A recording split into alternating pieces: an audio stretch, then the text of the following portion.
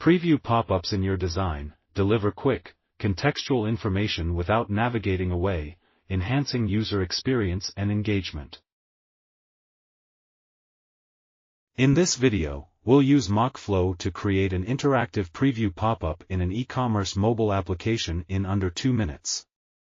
We've designed a mobile wireframe and added a pop-up modal with an overlay effect. Now, let's use MockFlow's interaction features to see how the modal appears when triggered. Let's hide the pop-up modal so it only appears when triggered. We'll also rename it for easier identification when setting up the interactions later.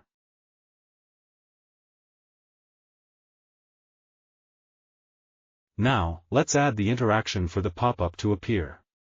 To do this, click on the eye icon, select mouse click as the action, and choose Show Component as the result. Then, select the pop-up component to display when the users click on it.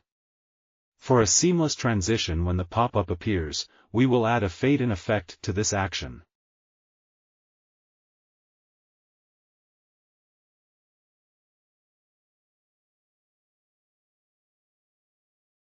To close the pop-up, we'll add another interaction to the design. First, select the Close icon and choose Mouse Click from the Interactions menu. Then, select the Hide Component option from the Actions list and choose the pop-up and overlay components to be hidden when a user clicks on the Close icon. Similar to the first interaction, apply the Fade Out effect to the closing transition of the pop-up modal and overlay component to ensure a seamless interactive experience.